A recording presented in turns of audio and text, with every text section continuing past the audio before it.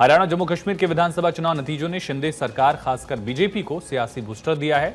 जिस तरह हरियाणा की सियासी बाजी बीजेपी जीत गई है, अब उसी तर्ज पर महाराष्ट्र में भी बीजेपी तैयारी कर रही है। शिंदे सरकार भी एक्शन में है। शिंदे सरकार ने ओबीसी, अल्पसंख्यक और आदिवासी यानी हर वर्ग को लुभाने के लिए बड़ा दांव चला है, जिसका दरअसल असर यह है कि कई सौगातें दी गई हैं। ओबीसी आरक्षण में क्रीमी लेयर्स 8 लाख से बढ़ाकर 15 लाख करने की मांग थी।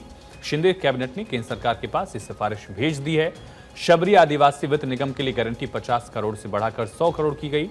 मौलाना आजाद अल्पसंख्यक वित्तीय विकास निगम का बजट बढ़ाया गया, 700 करोड़ से बढ़ाकर 1000 करोड़ कर दिया गया है। चुनाव की तारीखों का ऐलान भी होगा जल्द, और इससे पहले एक बड़ा ऐलान किया गया है। वहीं लोकसभा चुनाव में महायुति को सेटबैक लगा था। यही वजह है कि महायुति ओबीसी पर फोकस कर रही है और इसके जरिए महाराष्ट्र में करीब 40% ओबीसी वोटर को अपने पाले में लाने का प्रयास है। 40% ओबीसी करीब 351 जातियों में बटे हुए हैं। ओबीसी को 19% आरक्षण मिलता है। करीब 100 विधानसभा सीटों पर ओबीसी वोटर्स का प्रभाव है। ओबीसी की 40% आबादी होने के बाद भी मराठा वर्चस्व की राजनीति के चलते बीजेपी कोई खास सियासी मुकाम नहीं हासिल कर पाई है।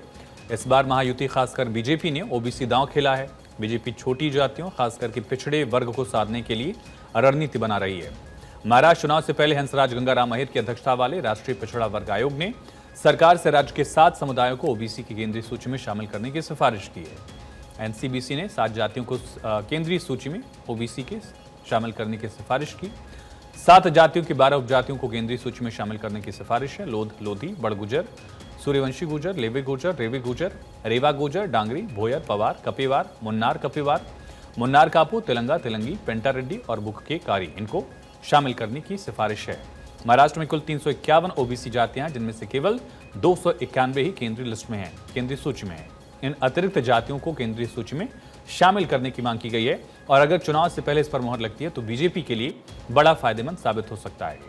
बीजेपी माधव फॉर्मूले पर भी जुटी है। महाराष्ट्र के मराठा आंदोलन ने लोकसभा चुनाव में महायुति का नुकसान किया, इसलिए जातियों के हिसाब से फॉर्मूले बनाए जा रहे हैं।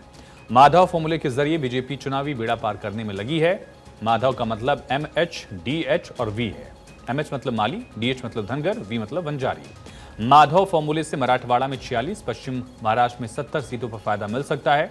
2019 के चुनाव में बीजेपी ने मराठवाड़ा में 39 में से 16 सीटें ही जीती थी। पश्चिमी महाराष्ट्र में 26 सीटों पर लड़कर 16 जीती थी।